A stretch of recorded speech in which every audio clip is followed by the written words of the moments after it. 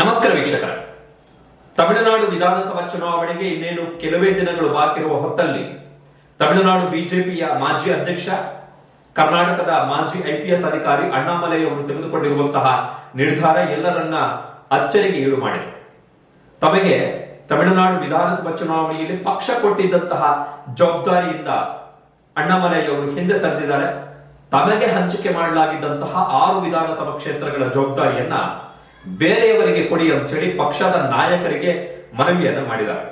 ತಮಿಳುನಾಡು ವಿಧಾನಸಭೆಯಲ್ಲಿ ಬಿಜೆಪಿ 6 ವಿಧಾನಸಭಾ ಕ್ಷೇತ್ರಗಳ ಜವಾಬ್ದಾರಿಯನ್ನು ಈ ಬಾರಿ ಅಣ್ಣಾಮಲೈ ಅವರಿಗೆ ಕೊಟ್ಟಿದೆ. ಒಂದು ಸಿಂಗನಲ್ಲೂರು, ವಿರಂಗಂಬಕ್ಕಂ, ಕರೈಕುಡಿ, ಶಿವೈಕುಟ್ಟಂ, ಮಧುರೈ ದಕ್ಷಿಣ ಮತ್ತು ಪದ್ಮನಾಭಪುರಂ ಈ 6 ವಿಧಾನಸಭಾ ಕ್ಷೇತ್ರಗಳಲ್ಲಿ ಎಐಎಡಿಎಂಕೆ ಮತ್ತು ಬಿಜೆಪಿ ಅಥವಾ ಎನ್ಡಿಎ ಮೈತ್ರಿಕೂಟದ ಅಭ್ಯರ್ಥಿಗಳನ್ನ ಗೆಲ್ಲಿಸಿಕೊಂಡು ಬರುವಂತಹ ಜವಾಬ್ದಾರಿ ನಿಮ್ಮದು ಅಂತೇಳಿ 6 ವಿಧಾನಸಭಾ ಕ್ಷೇತ್ರಗಳಿಗೆ ಸೀಮಿತವಾಗಿ ಅಣ್ಣಾಮಲೈ ಅವರಿಗೆ ಬಿಜೆಪಿ ಜವಾಬ್ದಾರಿಯನ್ನು ಕೊಟ್ಟಿದೆ.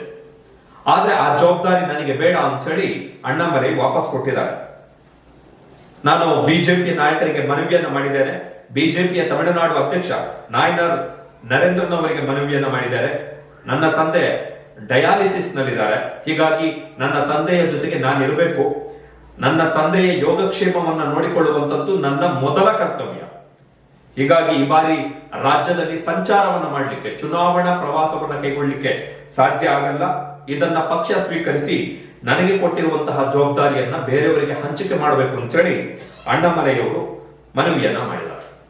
2019ರಲ್ಲಿ ಅಣ್ಣಾಮಲೈ ಕರ್ನಾಟಕದಲ್ಲಿ ಇದ್ದಂತಹ ಪೊಲೀಸ್ ಹುದ್ದೆಯನ್ನ ತೊರೆದು 2020ರಲ್ಲಿ ಬಿಜೆಪಿಗೆ ಸೇರ್ಪಡೆಯಾದ ಬಳಿಕ 2020ರಲ್ಲಿ ಆರಂಭದಲ್ಲಿ ಇವರನ್ನ ತಮಿಳುನಾಡು ಬಿಜೆಪಿಯ ಉಪಾಧ್ಯಕ್ಷರನ್ನಾಗಿ ನೇಮಕ ಮಾಡಲಾಗುತ್ತೆ. ಅದಾದ ಬಳಿಕ ಇವರಿಗೆ ತಮಿಳುನಾಡು ಬಿಜೆಪಿಯ ಜವಾಬ್ದಾರಿಯನ್ನು, ಅಂದ್ರೆ ತಮಿಳುನಾಡು ಬಿಜೆಪಿ ಅಧ್ಯಕ್ಷರನ್ನಾಗಿ ಇವರನ್ನ ನೇಮಕ ಮಾಡಲಾಗುತ್ತೆ. ಆದ್ರೆ ಅಣ್ಣಾಮಲೈ ಮತ್ತು ಎಐಎಡಿಎಂಕೆ ನಡುವಿನ ಸಂಬಂಧ ಬಿಗಡಾಯಿಸಿದ್ದರ ಕಾರಣ ಅಣ್ಣಾಮಲೈ ಅವರನ್ನ ಬಿಜೆಪಿ ಮೂಲೆ ಗುಂಪು ಮಾಡಲಿಕ್ಕೆ ಶುರು ಮಾಡಿತು. 2021ರಲ್ಲಿ ಬಿಜೆಪಿ 4 ವಿಧಾನಸಭಾ ಕ್ಷೇತ್ರಗಳನ್ನು ಗೆದ್ದಾದ ಬಳಿಕ ತಮಿಳುನಾಡಿನಲ್ಲಿ 2023ರಲ್ಲಿ ಅಣ್ಣಾಮಲೈ ಇಡೀ ರಾಜ್ಯಾದ್ಯಂತ ಒಂದು ಪ್ರವಾಸವನ್ನ ಕೈಗೊಳ್ಳುತ್ತಾರೆ.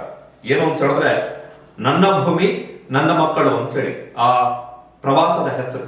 ಸುಮಾರು 1720 ಕಿಲೋಮೀಟರ್ ದೂರಕ್ಕೆ ಪ್ರವಾಸ ಅದು. ಅದರಲ್ಲಿ 1000ಕ್ಕೂ ಅಧಿಕ ಕಿಲೋಮೀಟರ್ ದೂರಕ್ಕೆ ಪಾದಯಾತ್ರೆಯಲ್ಲೇ ಅಣ್ಣಾಮಲೈ ಅವರು ಸಾಕ್ತಾರೆ. ಸುಮಾರು 6 ತಿಂಗಳ ಸುದೀರ್ಘ ಪಾದಯಾತ್ರೆ, ಬಿಜೆಪಿಯ ಮಟ್ಟಿಗೆ ಅತ್ಯಂತ ದೊಡ್ಡ ಪಾದಯಾತ್ರೆ.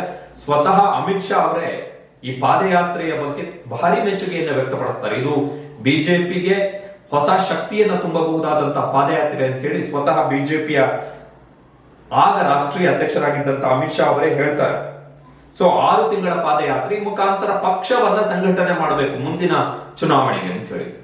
ಅಣ್ಣಾಮಲೈ ಅವರ ಆರ್ಗ್ಯುಮೆಂಟ್ ಇರುವಂತದ್ದು, ನಾವು ಎಐಎಡಿಎಂಕೆ ಜೊತೆಗೆ ಮೈತ್ರಿಯನ್ನ ಮಾಡಿಕೊಳ್ಳುವಂತದ್ದು ಸೂಕ್ತ ಅಲ್ಲ ಅಂತ ಹೇಳಿ.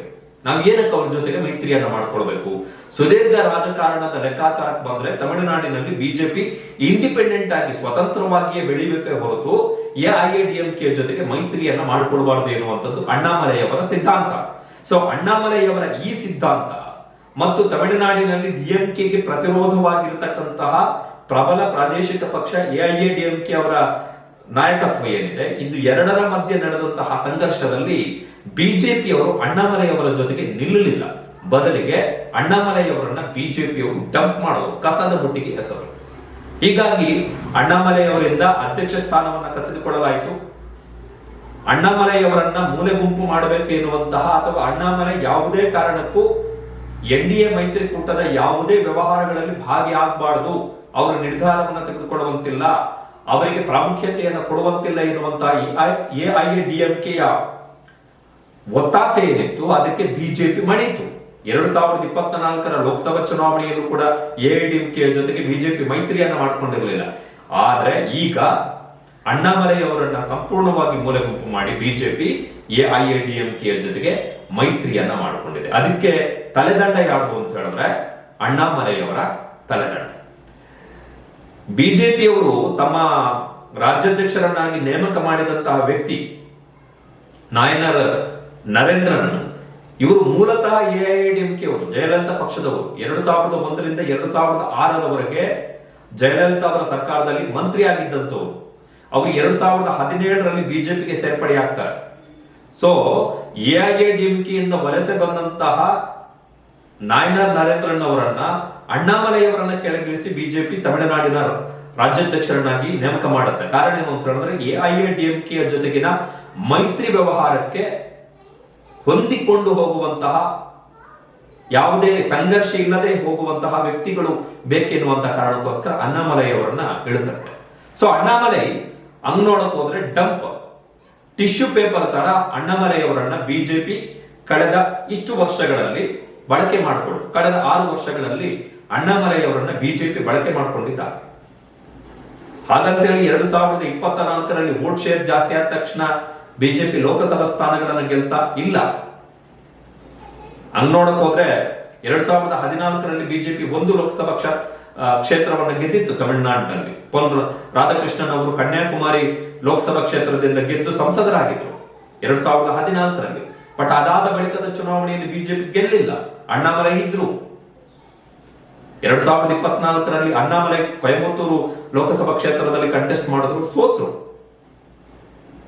ನೋಡಿ, ಅಣ್ಣಾಮಲೈ ಅವರಿಗೆ ಬಿಜೆಪಿ ಯಾವ ಲೆವೆಲ್ಗೆ ಟಾರ್ಚರ್ ಕೊಟ್ಟಿದೆ ಅಂತ ಹೇಳಿದ್ರೆ, ಅವರಿಗೆ ಈ 6 ವಿಧಾನಸಭಾ ಕ್ಷೇತ್ರಗಳನ್ನ ಹಂಚಿಕೆ ಮಾಡಲಾಯ್ತಲ್ಲ, ಈ 6 ವಿಧಾನಸಭಾ ಕ್ಷೇತ್ರಗಳು ಒಂದೇ ಕಡೆ ಇಲ್ಲ.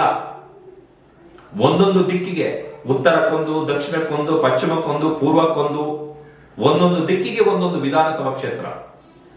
ಪಕ್ಷದ ರಾಜ್ಯಾಧ್ಯಕ್ಷ ಅಂದ್ರೆ ಆತ ಇಡೀ ರಾಜ್ಯದಲ್ಲಿ ಬರುವಂತಹ ಆ ಎಲ್ಲಾ ವಿಧಾನಸಭಾ ಕ್ಷೇತ್ರಗಳಿಗೆ ಅವನೇ ಸಾರಥಿ ಆಗಿರ್ತಾನೆ. ಆದ್ರೆ ತಮಿಳುನಾಡು ಬಿಜೆಪಿ ಅಣ್ಣಾಮಲೈ ಅವರಿಗೆ ಕೊಟ್ಟಿರುವಂತದ್ದು ಕೇವಲ 6 ವಿಧಾನಸಭಾ ಕ್ಷೇತ್ರ. ಅಂದ್ರೆ ನಿಮ್ಮ ಕೆಲಸ ಇಷ್ಟು ಅಂತೇಳಿ ಅಸೈನ್ ಮಾಡಿ ಬಿಟ್ಟಿತ್ತು.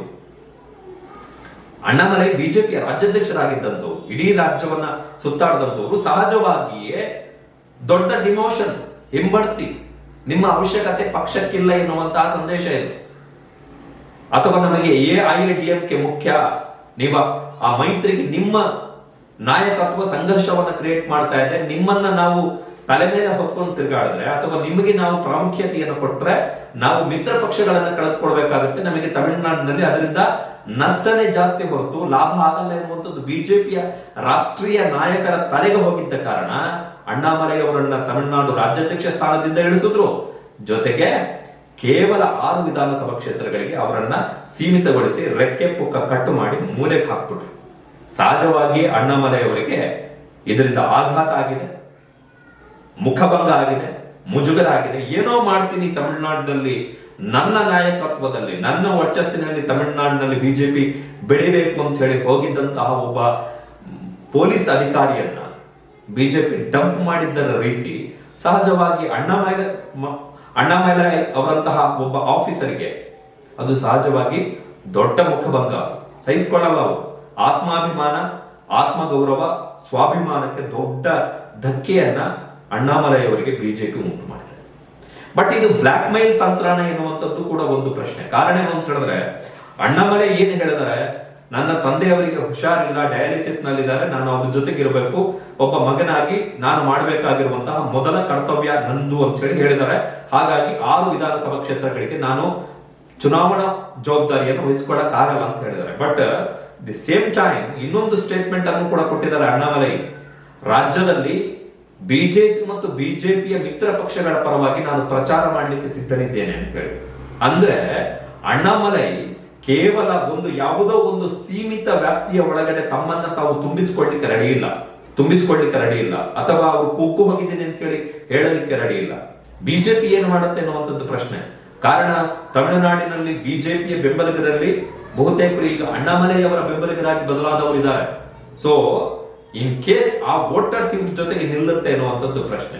2026 ಈ ಏಪ್ರಿಲ್ಗೆ ಕೆಲವು ರಾಜ್ಯಗಳಲ್ಲಿ ರಾಜ್ಯಸಭಾ ಸ್ಥಾನಗಳು ಖಾಲಿ ಆಗ್ತದೆ.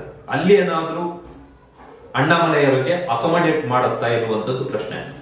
ಕಾರಣ ಬಿಜೆಪಿಯ ರಾಜ್ಯಾಧ್ಯಕ್ಷ, ನಿವೃತ್ತ ಪೊಲೀಸ್ ಅಧಿಕಾರಿ, ರಾಜ್ಯದಲ್ಲಿ ಬಿಜೆಪಿಯನ್ನ ಕಟ್ಟಲಿಕ್ಕೆ ಸ್ವತಂತ್ರವಾಗಿ ಬೆಳಿಬೇಕು ಬಿಜೆಪಿ ಅಂತೇಳಿ 6 ತಿಂಗಳು ಪಾದಯಾತ್ರೆ ಕೈಗೊಂಡಂತವ್ರು. ತಮಗೆ ಕೊಟ್ಟಂತ ಜವಾಬ್ದಾರಿಯನ್ನು ತೀರಾ ಅಗ್ರೆಸಿವ್ ಲೆವೆಲ್ಗೆ ತೆಗೆದುಕೊಂಡಂತ ಹೋದಂತ ಒಬ್ಬ ನಾಯಕನನ್ನ ಬಿಜೆಪಿ ಈ ರೀತಿ ಡಂಪ್ ಮಾಡ್ಲಿಕ್ಕೆ ಸಾಧ್ಯ ಇಲ್ಲ. ಏನೋ ಬೇರೆ ಲೆಕ್ಕಾಚಾರ ಇರ್ಬೋದು, ಅಥವಾ ಅಣ್ಣಾಮಲೈ ಲೆಕ್ಕಾಚಾರನೇ ಏನು ಅಂತ ಹೇಳಿದ್ರೆ, ನಾನು ಆರಕ್ಕೆ ಸೀಮಿತ ಅಲ್ಲ, ಇಡೀ ರಾಜ್ಯಕ್ಕೆ ನಾನು ಈಗಲೂ ಲೀಡರ್ ಎನ್ನುವಂತ ಮೆಸೇಜ್ ಅನ್ನು ಕೊಡ್ಲಿಕ್ಕೆ ಬಹುಶಃ ಅಣ್ಣಾಮಲೈ ಟ್ರೈ ಮಾಡ್ತಾ ಇರಬಹುದು. ಬಟ್ ಮೋದಿ ಮತ್ತೆ ಶಾ ಎದುರುಗಡೆ ಈ ರೀತಿಯಾದಂತಹ ಕೌಂಟರ್ ಸ್ಟ್ರಾಟಜಿಗಳಿದೆಯಲ್ಲ, ಅದು ವರ್ಕ್ ಆಗಲ್ಲ. ಕಾರಣ ಏನು ಅಂತ ಹೇಳಿದ್ರೆ, ಮೋದಿ ಮತ್ತು ಅಮಿತ್ ಶಾ ಕ್ಯಾರೆಕ್ಟರ್ ಏನು ಅಂತ ಹೇಳಿದ್ರೆ, ಅವರ ವಿರೋಧಿಗಳು ಅಥವಾ ಅವರ ಮಾತುಗಳನ್ನ ಯಾರು ಕೇಳಲಿಲ್ಲವೋ ಅವರನ್ನ ಸಂಪೂರ್ಣವಾಗಿ ಕ್ರಶ್ ಮಾಡಕ್ ಬಿಡ್ತಾರೆ. ಅವರು ನಜ್ಜುಗುಜ್ಜು ಮಾಡ್ಬಿಡ್ತಾರೆ. ಜೀವಮಾನದಲ್ಲಿ ಮತ್ತೆ ಎದ್ದೇಳಕ್ ಆಗಲ್ಲ ರಾಜಕೀಯವಾಗಿ, ಆ ರೀತಿ ಮಾಡ್ಬಿಡ್ತಾರೆ. ಬಟ್ ಬಿಜೆಪಿಯನ್ನ ನಂಬಿ ಹೋಗಿದ್ದಕ್ಕೆ ಅಣ್ಣಾಮಲೈ ಅವರಿಗೆ ಸದ್ಯದವರೆಗೂ ಸಿಕ್ಕಿರುವಂತದ್ದು ಅವಮಾನ ಅಷ್ಟೇ. ಬಿಜೆಪಿ ಅವರು ನೋಡಿ, ಪಕ್ಷದ ಅಧ್ಯಕ್ಷರನ್ನಾಗಿ ಹೊಸದಾಗಿ ಮಾಡಿರುವಂತದ್ದು ಎಐಎಡಿಎಂಕೆಯಿಂದ ವಲಸೆ ಬಂದಂತಹ ಒಬ್ಬ ನಾಯಕನನ್ನ, ಜೊತೆಗೆ ಎಐಎಡಿಎಂಕೆಗಾಗಿ ತಮ್ಮದೇ ಒಬ್ಬ ನಾಯಕನನ್ನ, ಒಬ್ಬ ಬಿಜೆಪಿಯ ರಾಜ್ಯಾಧ್ಯಕ್ಷನನ್ನ, ಯುವ ನಾಯಕನನ್ನ ತೆಗೆದು ಕಸದ ಬುಟ್ಟಿಗೆ ಎಸ್ದು ಬಿಟ್ಟಿದ್ದಾರೆ. This is BJP.